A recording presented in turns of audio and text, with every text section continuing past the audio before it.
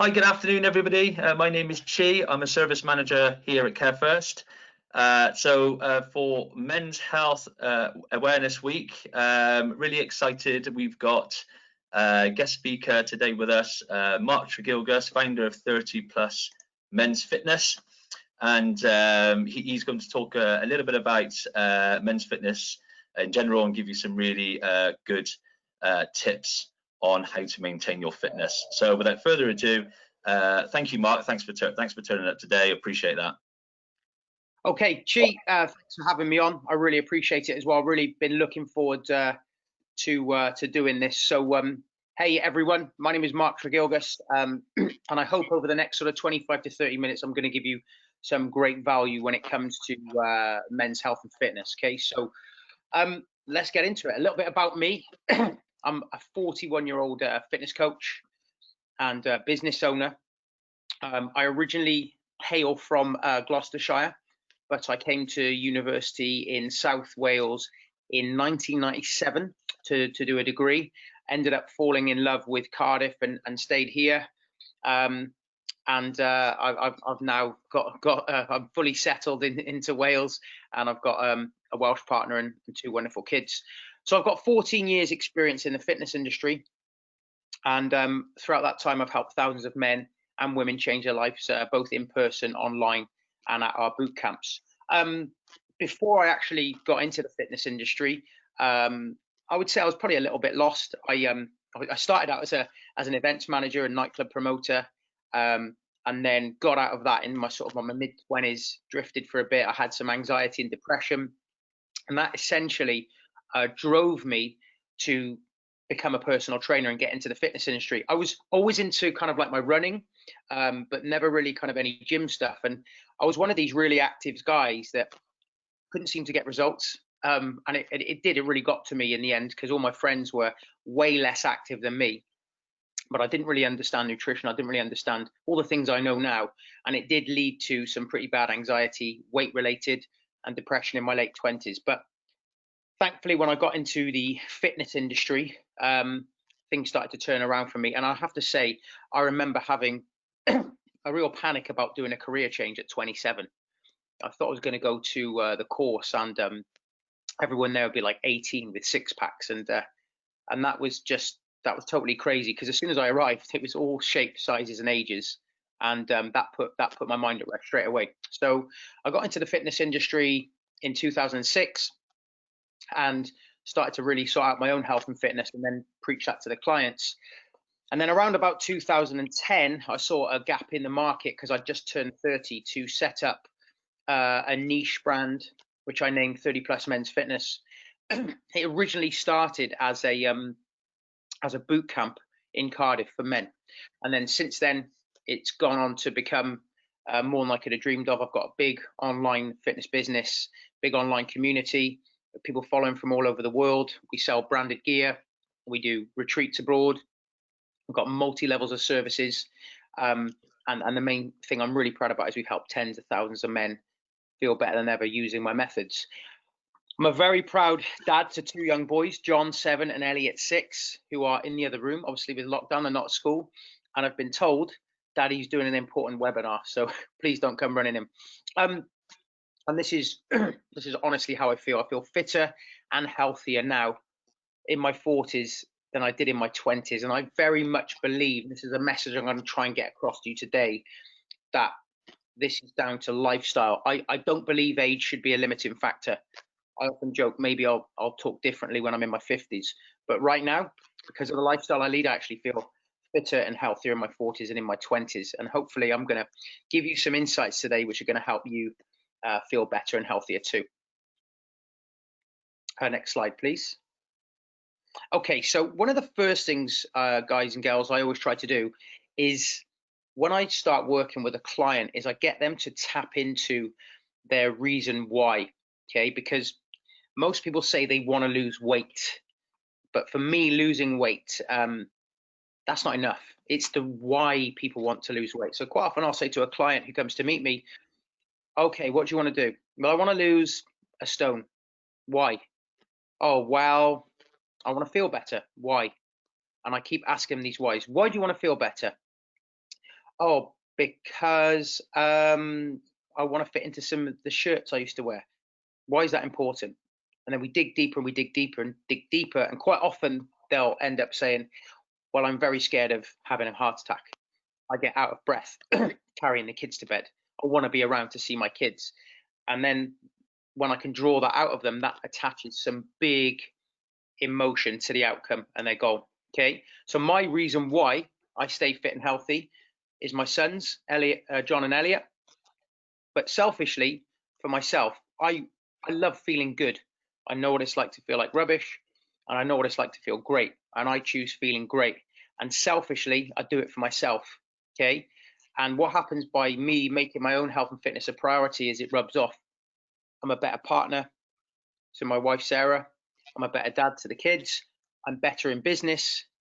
I'm a better version of myself for my clients. So by making my health and fitness my primary factor, everyone else benefits. Next slide, please. So just going to take you through 2 or 3 client results. This is a great client of mine, Andy O'Connor. I met Andy online in 2018. He joined one of my 6-week programs and he lost, I think, 12 kilograms in that time. He then went to work with me in a one-to-one online capacity because he was based in Spain. We worked together for the best part of 2 years. He's now lost 5 stone. And he's actually relocated to South Wales, become really good friends. He didn't relocate for me, but he brought his family here because he was out in Spain and his kids were getting to a certain age where they were about to go to secondary school. And the schooling system in Spain wasn't where he wanted it to be. So they've actually relocated and he lives 2 miles from me now. He's become a great friend and he actually helps me with certain aspects of the business. But he lost 5 stone and he's a very busy guy. He's in construction. He's got a social life. There's lots of alcohol involved. And he asked me, could I help him lose weight whilst he still maintained his level of socializing? And I helped him do that. And I'm going to show you guys how I helped him do that today. So that's Andy. Can we have the next slide, please?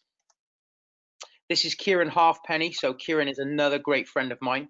Okay, Kieran joined one of my generic programs, which is called Fat Dad to Fit Dad online because he's from Ireland. At the time, he was weighing 19.5 stone. He had a lot of anxiety and depression. He had some issues from something that had happened to him. But we worked together in one of my generic plans. And then he, again, worked with me one-to-one online. He's now down to he's close to 15 stone. He's a big guy. And he has done fantastic. He's completely changed things around. His mental health has improved. And he actually helps with some of the stuff I do online right now. Okay, next one. This is Daniel Power. Daniel, this is a great transformation. Okay, so Daniel has got a great story. Picture of him on the left was how he found 30 plus. He was a restaurateur. He was drinking up to 20 pints a day, just being in that industry, always around alcohol. And he would come home and carry on drinking. And he's seen an ad pop up for 30 plus Men's Fitness one night. He's based in Telford, so it's online. He joined. He went through every one of our online programs, from the initial get you off the couch fat loss plan to the kettlebell stuff to the gym based stuff. And as you can see, completely transformed himself. He actually went on to run one of my 30 plus boot camp locations in Telford. He's done a great job. Okay, so next slide. So there's a couple of examples of client results. Now, what we're going to cover today, okay, is these tips are so powerful that if you go away and apply them, you're going to get great results. And here's the thing, they don't include going to a gym. Most people think, I've got to join a gym, I've got to start running. Well, you actually, there's stuff you can do which is way more critical right now, and it's actually easier than you think, yet we neglect these things, okay? So what are we going to cover today in the next sort of 20-25 minutes? 5 powerful tips that men can apply now to improve physical and mental health without setting foot inside a gym. Okay, so again, I've suffered with my physical health and my mental health, and by doing these things time and time again, over and over, making it a habit, I'm in great mental and physical shape these days. So the first one, we're going to talk about the power of NEAT. That's actually the first slide. NEAT stands for non-exercise activity thermogenesis. This is the calories that you burn doing day-to-day stuff away from the gym, but let's save that for the next slide, okay? We're going to talk about placing a massive focus on sleep. We're going to be talking about hydration for vitality, and also the importance of tracking calories and protein. And the icing on the cake is why vegetables are key for weight management. These are 5 things that you can take away from me today. These are my 5 top tips that I will give anyone when I work with them for the first time to help them go away and get great results. Okay, can we get on to the next slide, please? Okay, so let's talk about NEAT. As I've already said, it stands for non-exercise activity thermogenesis, okay? And I'll be honest with you, okay, this was only something that I really came across and started to consider around about 2016, bearing in mind I've been in the industry for 10 years by then, but this wasn't taught to us when I did my personal training diploma in 2006, okay? And as I put here, it's something so powerful, yet barely considered by most when they undertake a fat loss program. This really is the top, for me, it's up there, okay? So what is NEAT? Think all the activity you do outside of going and doing exercise, as in going to the gym or going to a class, playing 5-a-side football, going to a spin class. This is all the stuff you do outside of the gym, okay? So the main things that spring to mind are walking, okay? Playing with the kids, hanging out, the washing, doing housework, and taking the stairs, okay? Really simple, right? All these things are so simple, yet we don't consider them, okay? Now, the great thing about raising your levels of NEAT, and I want you to go away to them and be like, oh, I can do this, and this is going to really help to your overall calorie expenditures. Raising your levels of NEAT, it can actually really ramp up your daily calorie output without putting too much trauma onto your body, similar to that of EAT. Now, EAT, when I say EAT, I'm not talking about the foods we eat. EAT stands for exercise activity thermogenesis. So let me give you some examples, okay? I do live kettlebell workouts, gym stuff prior to the gym's closing, but a gym session or a class or one of my live workouts, I could burn for an hour between 500 to 700 calories. Now that is a good calorie burn, okay? So I'd be very happy with that, okay? Now, that workout may leave me feeling beat up, okay? In fact, I would never recommend somebody train 7 days a week at that intensity. So I train maybe 4 days a week hard and I take 3 days a week rest, okay? So that there is no way I could train that at that intensity, which is burning 700 calories a day every day, without feeling completely tired and aching and unable to recover. However, when you place a when you focus on your NEAT, okay, you could actually burn between 500 to 700 calories going for a long walk. Now, granted, that walk would probably have to be 3 times as long as the exercise class. So of course, there is a downside to that because not all of us have that time, okay? But you can up your steps on a daily basis by doing things like a dog walk, going to the park with the kids, which will contribute to your overall calorie expenditure without putting too much trauma on your body, as long as you can make the time for it. So a prime example for me and my wife is we've got dogs, and going out on the daily dog walk, which normally takes about 90 minutes to 2 hours, depending on where we go, that can add 10,000 steps to my day. That is a huge amount of steps to add to anyone's day, okay? So like I'm saying to you, this isn't something that you can just go and do and get a quick hit of calorie expenditure, but it's something that you can do which is enjoyable and gets you outdoors. Let's not forget the importance of getting outdoors as well. Now, it's a low intensity, which pretty much means anyone can do it. So when I'm looking at, when I take on new clients, if I have some clients that are very heavy that come to me, and I've worked with people that are 28 stone plus, the last thing they need to be doing is doing burpees and push-ups and squats. Quite often I tell them just to up their steps and up their NEAT and get walking initially. They just need to get moving. They need to get off the couch, okay? So here's the interesting thing, okay? Lots of people think I've got to go to a gym to burn calories. I've got to go to a gym to burn calories. We're always burning calories because we're living and breathing organisms, and I'll tell you, I'll explain that later. But so many people are missing this trick, okay? So there's been studies done on NEAT, and it has shown that in certain areas of the world, there's women that are at their leanest because they literally run the home. They're always on their feet. They're cooking, they're cleaning, they're changing the bed sheets, they're up and down the stairs, they're looking after the kids. They're literally always on their feet. So their calorie output is huge just doing day-to-day chores, okay? And this is exactly what NEAT is, okay? So adding in 10,000 steps a day to your weekly routine could literally be the missing link to help you achieve your fat loss goals. And why am I such a big fan of it? Because it's not high intensity. Anyone can do it. Yes, it will take time. Okay, yes, it will have to be planned into your day. And I know we're always chasing our tail and we don't seem to have enough time. But if you can make the time, I'll have you consider that this could be an absolute breakthrough for a lot of you for achieving fat loss success. So again, before we move on, I want you to also consider the mental health aspects of walking outdoors, disconnecting from social media and television. One of the things I enthuse about is the daily phoneless dog walk. So actually after this webinar, myself and my partner will go out, I will leave my phone, we'll be out for 90 minutes to 2 hours, completely disconnected from the television, from social media, just us, just walking, just talking, which is great for our relationship, it's great for mental health, but it's also burning those calories to a very low intensity. Okay, next slide, please. Okay, so before we get into that whole thing on sleep, I just want you to start to think about how could you up your levels of NEAT, okay? Simple things like taking the stairs rather than the elevator, parking the car a little bit further from the house or from work, maybe making a conscious effort to get down to the local park or the local field with the kids. All of a sudden you start to look at your levels of activity from a different light when you know how critical this could be. Okay, so just go away and digest that. Okay, sleep.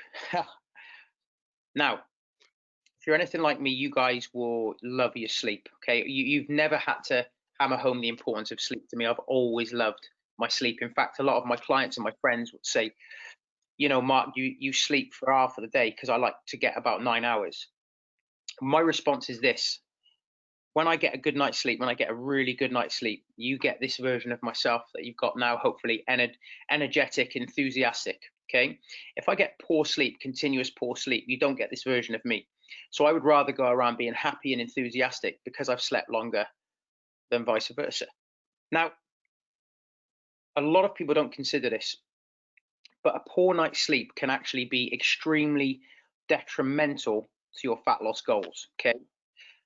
And that's down to primarily two hormones that we secrete when we have poor sleep. Okay. So remember, everyone's got a kind of different sweet spot for sleep, but you'll know yourself if you wake up, you've had a broken night's sleep, you've gone to bed too late because you stayed up watching Netflix, you've had a poor night's sleep. What can happen is you feel hungrier. Okay. And the reason for this is when we have a poor night's sleep, we actually produce a hormone called ghrelin. It's a hunger hormone. And let me tell you that when my kids were young and we had broken night's sleep for years, that hormone was rife, and it led me to gain 2 stone because I just couldn't cope with the hunger. Okay, I'll come on to that. Secondly, a poor night's sleep can also lead to increased cortisol, which is a stress hormone. Now, stress alone won't make you fat. Okay, stress does not, you know, all of a sudden increase belly fat. It doesn't work like that. But what happens when we're stressed, okay, is it can often lead to people reacting differently. Some people don't eat when they're stressed, but some people, and that's me included, would overeat or overconsume alcohol if I was stressed. Okay, now combine that with the hormone ghrelin that you're producing, and you're going to be really in trouble if you're trying to maintain willpower and discipline. Okay, and this is what I've said in the next post. When we're trying to lose weight, when we're trying to be healthier, we need a level of discipline. Okay, I don't care what anyone says. Okay, I'm not a massive fan of using the term willpower, because if you do things the right way, you won't need huge amounts of willpower, because I don't like cutting out food groups. Okay, I don't believe in any bad foods. I very much believe the danger is in the dosage, and we'll talk about that. Okay. However, if you've had consistently poor sleep, and you're trying to maintain a certain calorie input and a certain level of activity, your discipline is going to go through the floor if you're consistently tired. How do I know? I've been that guy. Okay, so my lack of sleep story took place when both of my boys were under 3 years old. Okay, so my first son John didn't really sleep at all until he was 8 months, and then shortly after, Elliot came along, and we had a lot of issues with them both as young children. They were in that hospital a lot, both absolutely fine now, but just to paint you the picture, we had 3 years of awful night's sleep, stress, broken sleep, and I actually ended up gaining 2 stone, even as a personal trainer, due to those factors that I've listed above. Now, you've got to remember that before I got into the fitness industry, I had issues with food and my weight. And so the fact that my sleep was taken away from me, it just highlighted them. And I was unable to maintain any kind of discipline or willpower. And my diet was all over the place because I was just so tired all the time. Okay. But again, most won't consider this in a weight loss or health management program, and they just simply choose to stay up late, browsing social media or watching Netflix. Now, you might be watching this and you might have young children. And if you have and you're getting broken night's sleep, then I totally understand where you're coming from. And my only words are, you have to just ride it out, because that's exactly what we did. I mean, I didn't have a full night's sleep for 3 years. When the boys started to sleep, it was like I was reborn again. I literally said to myself, the moment these boys sleep through regularly, I'm going to lose the weight, I'm going to get back in charge of my nutrition, and I'll start competing again and doing half marathons and Tough Mudders. And I've done all of that, even at the ripe old age of 41, because as soon as they slept through the night, my recovery was just fantastic. My hunger was stabilized. My willpower came back because I wasn't so beaten up. So it was win-win for me from there on. Okay. Now, if you can get a good night's sleep, but you choose to stay up late scrolling social media, looking at Netflix, and then you wake up tired the next day, please be aware that all those factors I've already listed are going to be going against you. Okay, so if you're trying to lose weight, you really need to place a focus on sleep. Now, as somebody that loves his sleep, okay, this is easier said than done, because I've had anxiety in the past, or I haven't been able to sleep. For me, in order to get a good night's sleep, I would suggest you're active. Okay, it doesn't have to be going to the gym, doesn't have to be, doing live workouts or virtual YouTube workouts. It could simply be upping your needs, which we've already discussed. Okay, so make sure you're active throughout the day, so that when you get into bed, you are tired. Disconnect from electronics for an hour before. That's so easier said than done, right? We all live on our phones, we're all on the internet, we're all Netflix. I'm just trying to give you some tips if you're struggling. Okay, make sure in a dark room. I'm a big fan of earplugs. You can laugh, but I don't like any outside noise. I also use a fan. When it comes to sleep, I take it very seriously. Now, there are a couple of supplements that you can try if you're doing all of the above, but you're still struggling with sleep. First one they're both natural supplements. First one is ZMA. It's called zinc and magnesium, available from any health store, and they have been shown to aid a natural night's sleep. Whenever I take ZMA, I get a crazy deep sleep, but the dreams, I just have some really crazy dreams. And anyone that takes ZMA will tell you the same thing. Okay. I actually stopped using ZMA when the kids were young, because it was no point even trying to go into a deep sleep, because I'd be getting woken up all the time. Now, there is also something else which is now very popular and sold in health stores, which is CBD oil. Okay, so CBD oil comes from cannabis extract, completely legal. You buy it in the health store. Now, I actually got introduced to CBD oil about 3 years ago. I bought it for because I was getting a lot of aches and pains. Hey, I'm doing all this exercise, and as we get older, we do get more aches and pains. I had a few problems with my hips, with pain in my hips. So as well as doing lots of stretching, somebody recommended I try that. So I bought some CBD oil, a brand called Love CBD. I'm nothing to do with it, but it was I think it's 800 milligrams. I paid about £45 for it, and you just have a spray under your tongue before you go to bed. And what I found is, not only did it really help with my joint pain, but it gave me a fantastic night's sleep. And I've still got some by my bed. I don't use it every night because right now I don't have any trouble sleeping. But if I do start to have trouble sleeping, then I will use CBD oil before bed. Okay, so guys, just to conclude there with the focus on sleep, is these things I'm telling you so far, it does not involve going to the gym. These are applicable things that you can do right now. You can all start to move a lot more during the day, and you can all start to try and get a better night's sleep, okay? These things are absolutely critical. Okay, can we move on to the next slide, please? Okay, third point, but it could be again, any of these could be the most important one, okay? Water is absolutely key for vitality, okay? So many people I meet are absolutely completely dehydrated, okay? And I never really realized the importance of hydration until I actually went to meet a nutritionist in my late 20s when I was struggling with my weight. And she said to me, "What do you drink every day? How much water do you drink?" And I said, "Well, I work in an office, I have a few cups a day." And she said, "No, how many liters are you drinking?" I said, "Well, I don't know, maybe under one." I said, I live off diet drinks. I've got a diet drink here, Diet Coke. There's no calories in that. They're absolutely fine. But she said, "No, you can have them." She said, "But if you're dehydrated, understand that you're going to feel hungrier more." And I was like, "Well, how can being dehydrated make me feel hungrier?" Well, she said, "What I want you to do is I want you to go away and I want you to aim for 2 liters of water a day and spread that out across the day." So I went away and I thought, right, okay, this is pretty boring. You know, I went to a nutritionist looking for something which was going to be a real light bulb moment for me and give me some, you know, I thought some bigger tips than that. But I went away and I applied it. I started to drink 2 liters of water a day. Well, within a week, I couldn't believe the energy I had. Honestly, it blew me away. Yeah, I was going to the toilet more, okay, but the energy I had was absolutely incredible. And she was right. My hunger was managed. I felt more alert. Even my skin was better, and I felt like I could concentrate more. Again, this is so simple. I say to clients, "Do you know how to get hydrated?" And they go, "No." I say, "Just drink more water.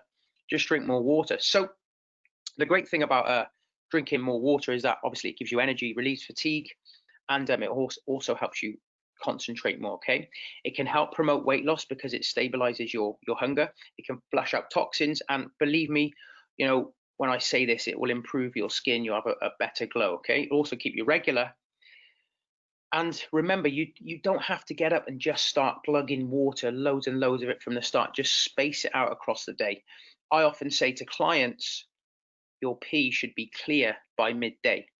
And you know, some clients have told me that they've never seen clear pee until they started to up their water, which just proves they were completely dehydrated. And listen, you can drink coffee, you can drink the diet drinks, there's no calories in them, but the main source of your liquid needs to be coming from water, okay? And I will say this, guys, if I have clients that are going away on holiday and they're going on a 2-week all-inclusive and they say to me, "Mark, I'm going to let my hair down, I'm going to eat, drink and be merry," I say, "Yeah, go and enjoy, but just promise me every morning you get hydrated, because it will just set you up for the day, especially if you're eating and drinking, and it will help flush out all those toxins." So we're 3 parts of the way there now, guys, okay? And again, everything I've spoken about does not involve a gym. We focused on NEAT, we focused on sleep, and now we're focusing on water. All these things are just so easy to apply, and they're going to help you feel better. Okay, can we move on to the next slide, please? All right, so let's get a little bit more technical now as we move into the last sort of 10 minutes, okay? So 2 things I get clients to focus on when they're ready, and something that I do daily which helps keep me lean, is focus on these 2 things. I'm going to look at calories and we're going to look at protein, okay? But first off, let me actually break down how you lose weight for anyone that doesn't fully understand. So we essentially lose weight by expending more calories from our BMR, which I'll tell you in a minute, and our daily movement and exercise, than we take in via food and drink, okay? So just to confirm, we lose weight by essentially expending more calories from our activity and our BMR than we take in by food and drink, okay? Now, first off, you need to understand what BMR is. BMR stands for base metabolic rate. This is not BMI, body mass index. That's a completely different thing. BMR, base metabolic rate. What is it? Okay, well, everyone has a different BMR according to their weight, their height and their sex and their age. Okay, so I am 41 years old. I'm currently 87 kilograms. I'm 5'9", and I'm a male. And my base metabolic rate is around about 1,850 calories a day. You can work out yours online. Okay, what does that mean? That means that I burn 1,850 calories a day just being me. Okay, so if you were to put me in a straitjacket and I lay there all day without even fidgeting, I would still burn 1,850 calories. And this is critical, guys, because a lot of people don't realize that. We're living and breathing organisms. It means we're always expending calories. When people are looking at their calories, they say, oh, well, I can't eat that because that's high in calories. Well, hang on a second. You're burning calories being alive. So let's just relax there for a second. So my BMR is 1,850 calories a day. That's quite a nice amount of calories I'm expending being me. Then when you add in my activity and my levels of NEAT, my daily calorie expenditure for me personally is always around 2,800, 3,000 calories a day. So if I eat under that, I'm losing weight. If I eat over that, doesn't matter how active I am, I'm gaining weight. If I eat around about the same, I'll maintain. Okay. So hope that's given you some clarity there. So let's start getting into some numbers, guys. Okay. To lose 1 pound of body fat, you would need to be in a calorie deficit of 3,500 calories. So 3,500 calories is 1 pound. Okay. And I always like to look at it over a week. So most clients will come and they have these crazy expectations. I want to lose 4 or 5 pounds a week. It's not possible. If you lost 4 or 5 pounds in the first week, that's going to be through a lot of stored water and carbohydrate. You just can't lose that amount of body fat in a week and sustain any kind of life. So I like to look at 1 to 2 pounds a week. But let's use 1 pound a week, okay? So to lose 1 pound a week, you need to be in a calorie deficit of 500 calories a day, okay? So all you need to do, a 500 calorie deficit a day is very easy to achieve without any punishment, okay? So if I burn 3,000 calories today, which is highly likely because I've already trained and I'm going for a walk afterwards, I can eat 3,000 calories today and still lose weight. And that includes, I can have ice cream, I can drink beer. We don't label food as good or bad. But let's try and get away from the rigidity of 500 calorie deficit a day. Something that I use and I think is going to give you guys some real insights is a method called calorie borrowing. Okay, so calorie borrowing allows us flexibility on a daily basis. Okay, so some days we can be a little bit over, some days we can be a little bit under, or we can even break even. It doesn't even matter so long as a deficit ties up at the end of the week. Let me explain that a little bit further. Yesterday, I didn't move a lot. Okay, I was sat down, I was preparing this webinar, I was preparing for other stuff that I've got going on today and over the weekend. My steps were low yesterday. I didn't train yesterday. So when I went to bed, my Garmin, which tracks everything for me, was telling me I'd burnt about 2,400 calories for the day. I actually ate 2,400 calories yesterday. So I'm going to bed at break even. Okay. Now today, I did a live workout this morning and I've been busy. The workout was 90 minutes. It burnt 1,000 calories. So right now, if I look at my Garmin, I've already expended 2,300 calories today and I've had about 800. I'm going to go for a walk now after this. And I know that by the end of today, just because of what I've got planned for the rest of the day, I'll go to bed in 1,000 calorie deficit, which is a nice deficit, okay? And all I'm doing is I'm using this calorie borrowing method just to tie up at the end of the week so that I'm in a 3,500 calorie deficit for the week. And I'm trying to get a little bit leaner at the minute and I've lost my pound. So does that make sense? Now you might be thinking, oh, this is really interesting. I didn't know this. I'll start to track. Oh, and how do you track, by the way? Well, there's many apps you can use on the internet, or you can wear something like a Garmin or an Apple Watch. We live in a day and age of trackers, okay? So you might be thinking, I'm gonna try this. I'm gonna try something quite aggressive. I'll go for 1,000 calorie deficit a day. I'll try and lose 2 pounds a week. Well, that's fine, as long as you can sustain it. Understand that. Excuse me a second. Sorry, guys. Okay. Understand that the bigger the deficit, the harder it will be to sustain. Why is that? Now, here's a real insight for you guys, okay? If we're in a big calorie deficit, quite often we're going to feel hungrier, and we're also going to feel like we've got less energy. And subconsciously, we will down regulate our NEAT. We've already said NEAT is critical, right?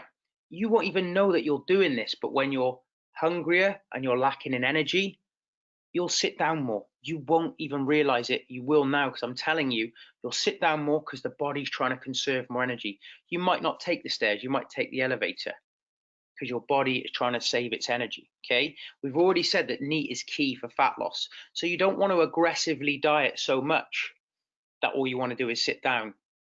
And remember, the bigger the deficit, the less energy we have, the hungrier we become. So quite often this is hard to sustain. And again, everyone's got a different relationship with food. If you're trying to lose weight, understand that you are going to be a little bit hungrier sometimes because we're giving the body less than it needs.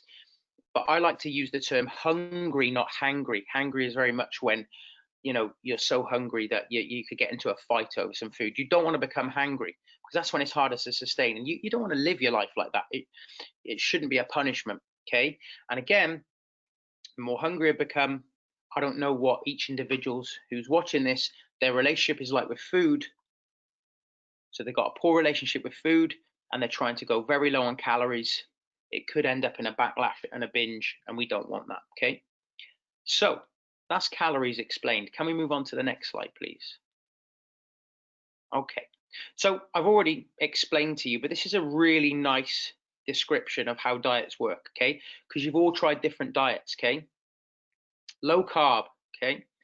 You eat fewer carbs and more foods rich in protein and fats. How does it work? By creating a calorie deficit. I've already explained the deficit. Ketogenic, eating almost no carbs, some protein and mostly fats. How does it work? By creating a calorie deficit. Remember guys, carbs aren't the enemy, and I'm going to talk about that in the next slide, okay?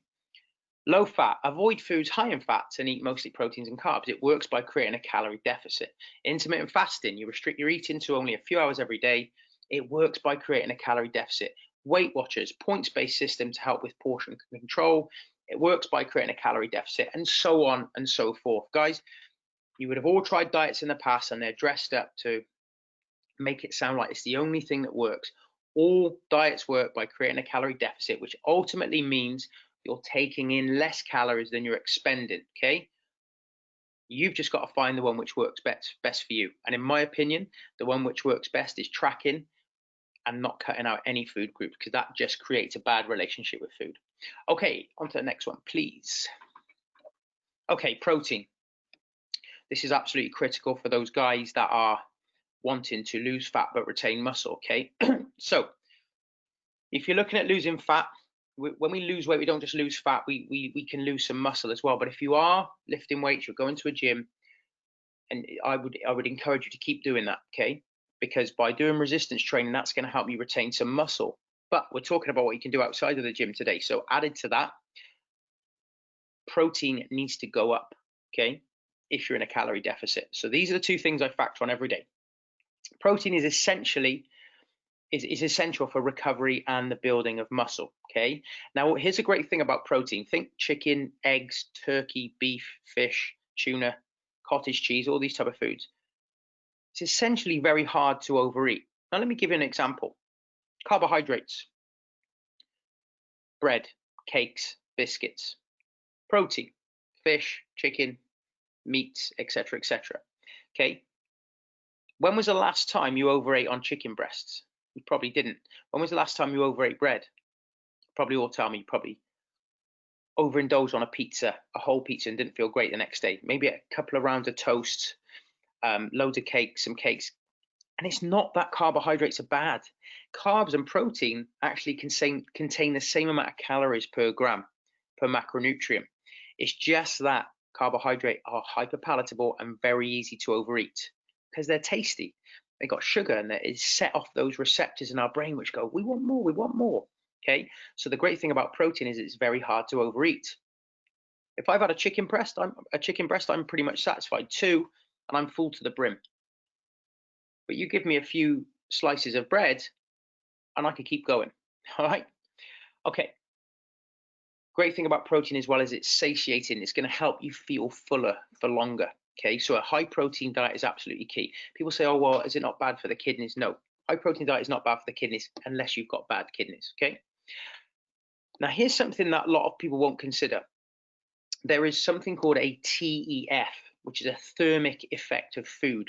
Okay, so that needs to be considered. It wouldn't be at the top of the pyramid for me, but it's something that needs to be considered. So a diet higher in protein will help you burn more calories throughout the day. Why is that? Well, when we take in more protein, we actually expend more calories digesting. It's the hardest food for the body to break down. We don't know what's going on, but it's the hardest food for the body to break down. You don't feel any differently, but there is a slight thermic effect, which means it helps you expend more calories throughout the rest of the day. So if you're getting good sleep, you're up in your NEAT, you're staying hydrated, and you're having a diet which is regular in protein, you're starting to really, you're going to go places with your fat loss goals. Okay, so how much protein do we need? And again, these are guides which have been passed on from doing my personal training diploma. Okay, if I was working with a client that was completely sedentary, doing no exercise, I would still take their body weight in kilograms and times it by 1 for the amount of protein they would need in grams. Okay, so I would recommend 90 grams of protein per day for an inactive 90 kilogram person. If you're active on your feet all day, lifting weights, running, playing sports, etc., you could multiply your body weight by anything between 1.8 and 2.0. Okay, personally, I'm trying to get 2 times my body weight. I'm 87 kilograms, so I'm trying to go for about 180 grams of protein per day. And you really have to think about it. You have to try and get protein in every meal to get that. It's not too hard to do once you know what you're doing. I like eggs. I use protein shakes, which are just a supplement to normal food, but very low calorie, which means you can drink them, keep your calories low, and ramp your protein up. And that's how I get to my target. Okay, next slide, please.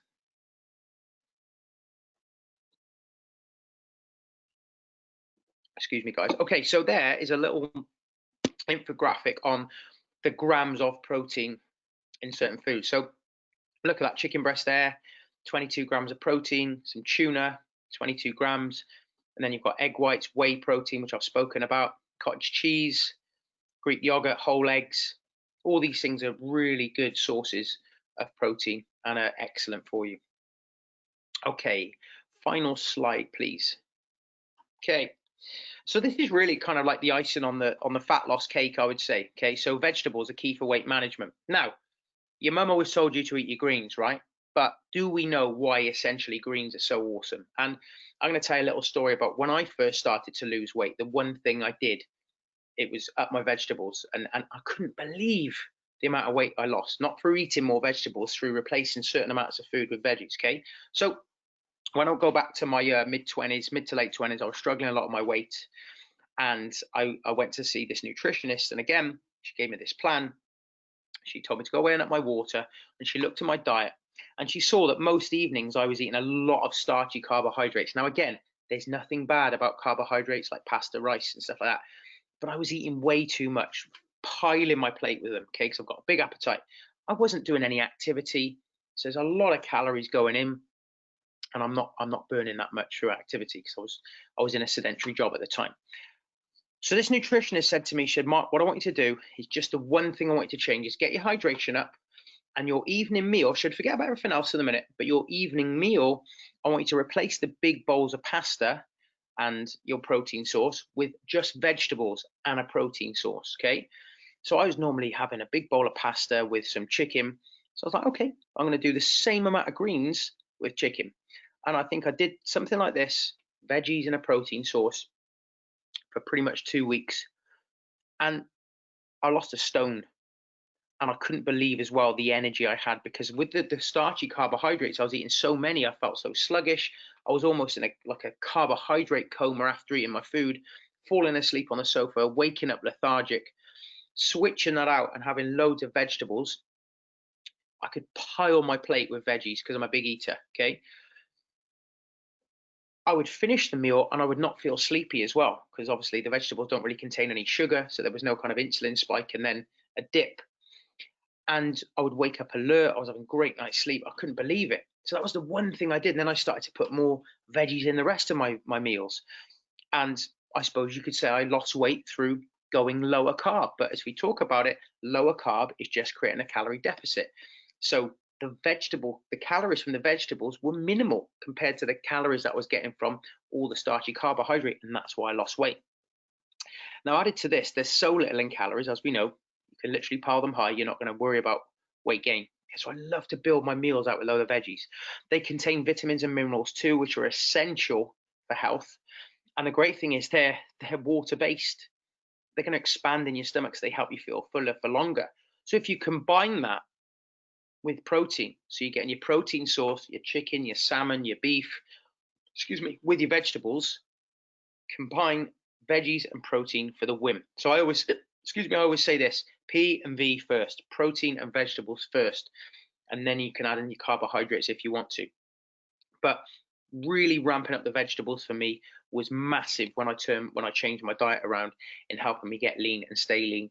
And now I'll eat vegetables at any time of the day. If I have an omelette in the morning, I'll put some leaves just to build it out and make the meal appear bigger. So there's no right time or day to have them. If you like your veggies, just get them on the plate. Okay, guys, so that is 10 to 2. I hope you've got some great value from this. Okay, that is my presentation done. So Chi, thanks again so much for having me. Back to you. Brilliant. Thank you very much. Cheers, Mark. Great presentation there. Really appreciate that. If anybody has any questions for Mark, please feel free to type the questions in the panel on the side of the screen that you have, and I will read them out, and Mark will be more than happy to answer them. So if you have any questions, please feel free to pop them in on the questions tab on the right hand side of the screen.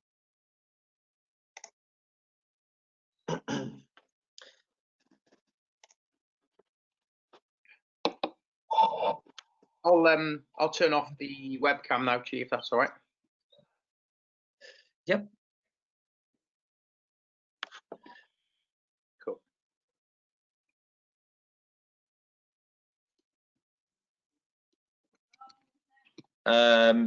Someone's popping there. Upping protein makes sense from what you said, but if we're trying to cut down meat, fish consumption for environmental reasons, what can we use instead? Yeah, no, that's a great question. So basically, if you're doing that for environmental reasons, what I would do is I would recommend like a protein shake. As I said there in the presentation, a protein shake, very low in calories. You can mix with water, and you're going to get a good protein hit for very low calories. So just as an example, for everyone to ask the question, I've got a diet whey protein shake, and 1 scoop of protein powder with water will give me, I think it's 95 calories for 25 grams of protein. So I'll quite often do a double scoop, which will give me 40 grams of protein for less than 200 calories. So that's a real insight there. Okay, bear with me a second. Just to make sure, is the sound on for individuals that are in this presentation? Can you just let me know? Yes, that's perfect. Thank you very much. Somebody's just popped in here. I think it's just with regards to the presentation, Mark. Why do all the images feature muscle-bound tattooed men? Is this your target for success?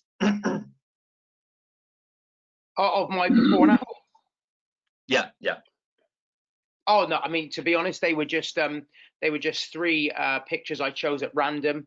I chose men because I was told that the presentation would be more targeted for men, but I mean, they're just 3 of 500 before and after pictures I've got on my laptop of men and women of all shapes and sizes. So they were just 3 that I randomly picked. But no, for me, success is somebody becoming fitter, healthier, and happier. And if losing weight and getting leaner is a byproduct of that, then so be it. A question here: would you recommend a ratio of cardio/aerobic versus weights? Again, a great question. So again, I always say this: there's multiple ways to skin a cat. Okay, we lose weight essentially by creating an energy deficit, the calorie deficit. So if you want to go to a gym and lift weights, that's absolutely great. And weight training will help to, I don't like the word tone, but it will help to tone and sculpt the muscle And the more muscle we have, the more calories we do burn at rest, because muscle is what's known as metabolically active. But remember, let's not neglect our heart health, and doing cardio is great for heart health. I like to run. I run for fun and enjoyment. I compete in a lot of events. But remember as well, just getting out for a power walk is great for your cardiovascular as well. So ideally, I would recommend 3 resistance training sessions a week, and any other cardio you want to put in on top of that. Do stuff you enjoy. If it's walking the dog, if it's cycling, if it's playing squash with a friend, go and do that, as long as it's getting you moving and burning calories. Brilliant. We've got a couple of, can fruit be used with same benefits as veg, or is it too sugar loaded? So, I mean, I love my fruit for antioxidants. I should have actually mentioned, sometimes what I'll do, don't fear sugar as such. I think sugar's been demonized a lot. But again, the danger is very much in the doses. But if we're talking of natural sugars coming from fruit, I've got absolutely no problem, because again, like with the veggies, fruit contains so many vitamins and minerals, a lot of antioxidants. And one of the things I actually do if I want to bulk up my shake is sometimes I'll use a strawberry flavored protein powder. And when I make a shake, I'll put some ice in my blender, and I'll throw in some raspberries, I'll throw in some blueberries, and throw in some strawberries, because like I've said, low in calories, great in taste, great antioxidants, loads of vitamins and minerals as well. So yeah, enjoy your fruit, guys.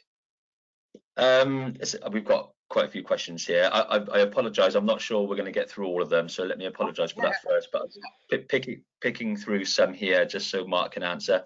Any tips on getting rid of that annoying belly fat? I do next to all the right things: drink water, eat right, exercise more, and it just won't go. So this is a really great question. I get it a lot.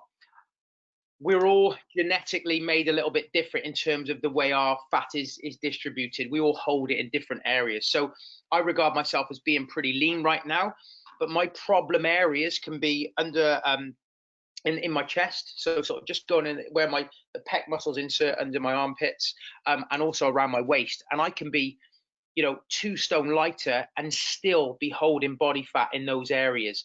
And even though fat is equally distributed, you actually can't spot reduce body fat. It's equally distributed. So again, you've just got to accept the body shape you are. That doesn't mean give up. It just means that wherever you hold it, it's going to seem like the last place to go. And I can tell you this, it's an ongoing battle and journey. Like, even when I'm at my leanest, I can still pinch those inches around my waist, and it's highly frustrating, because there's some areas I barely carry any at all. It's just my genetic makeup. Have another questions here. Are proteins and carbs not complementary? So reducing carbs too much in favor of protein could create an imbalance? So when it comes to like a ratio, like a macronutrient split, I always say protein and calories are key. They're the absolute key. Now, I have plenty of carbs per day as long as they fit my calorie requirements. So there's nothing wrong with getting carbohydrates in alongside the protein, as long as it fits your calories and your level of activity. So as an example, if I'm not training of a certain day, because carbohydrates are our primary source of energy, I'll just reduce them because I'm not training throughout the day. Then on the days I am training, I'll throw more carbohydrates in to help me fuel my training and also the recovery as well. So again, carbohydrates are good. Mix them in with your proteins. If you're trying to lose weight, remember that it's being in a deficit that counts. But a little tip is get more carbohydrates in on your training days to really maximize performance. Excellent. Another good question here, I think. Hi, Mark. Do weight loss supplements work? Great question. So what works is an energy deficit. So a lot of these supplements you see, okay, I think probably I would need to know more about the type of supplement they're talking, but normally you'll see things like skinny tea, things like Herbalife, all that. In all fairness, guys, it's that they're just getting you to eat less, basically. Okay, so somebody said to me before, oh Mark, I lost so much weight doing Herbalife. And I said, okay, so what were you consuming? Well, I had a shake for breakfast, a shake for lunch, and a main meal in the evening. So you reduced your calories.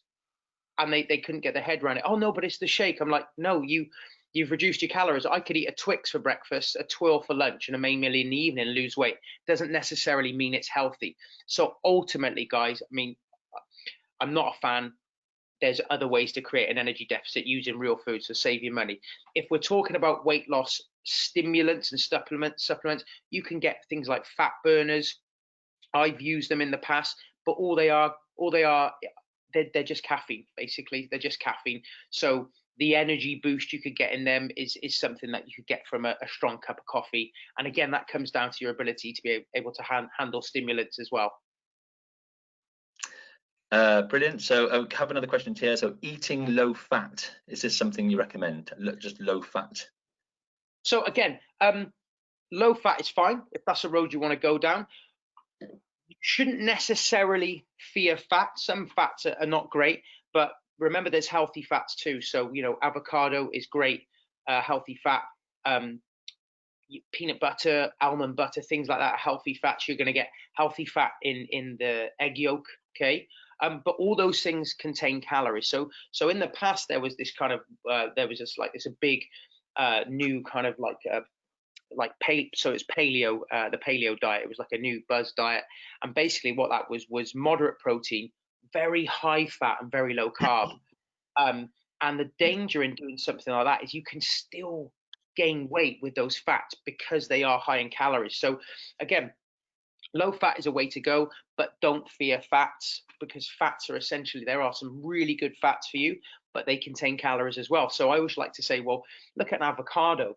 It's a great source of healthy fat, still around 300 calories for an avocado. So you've got to consider that as well. So low fat, high fat, it all comes down to energy balance at the end of the day. There's a question here. Is there hydration benefit from increasing drinks of all types, or is it water only? So I would say make water your primary source of liquid that goes into your body. I've been supping on a Diet Coke throughout this. I love my Diet Coke because there's no calories in it and it just gives me a nice sweet hit. But water is the absolute key. A lot of people say, well, can I make up that water from tea and from coffee? To be honest, I would say just try and just drink natural water, and then anything else on top of that comes from your tea and coffee is a bonus. But if you can get your fresh, clean water up to 1.5 liters, 2 liters of water a day, I guarantee you're going to see an increase in energy. It's a good question here. How important is it to have total rest days between hard exercise? Great talk. Thank you, Mark. Thank you very much for the kind words. So a very good question. I actually wear a Garmin, and I love it because whenever I finish a session and I load it to Strava, the Garmin will say to me, recovery period needed 12 hours, 24 hours, 72 hours. It's brilliant. So if I've gone out, I was training for a marathon before lockdown, Manchester Marathon, and unfortunately it got cancelled. But the longest I'd ran was 35k. So it's 7k off a full marathon. So I got to 35k. I was absolutely spent, over 3 hours of running. And when I logged it, it said, take 72 hours recovery. So my Garmin knew what it's talking about. It's 3 full days recovery. So recovery is key. I always have 3 days a week where I do no physical activity apart from walk the dog. And maybe even one of those days I won't walk. My missus will take the dogs out because I just go, no, I just need to keep my feet up to date. So, you know, I'm a personal trainer. I've been doing this 14 years. When I train hard, but I couldn't train that hard every day. And again, I want to elaborate here because it is a fantastic question. A lot of people can end up overtraining. I've been guilty of that because I love training so much for the buzz. It gives me, I like training to music. I crave the endorphin release.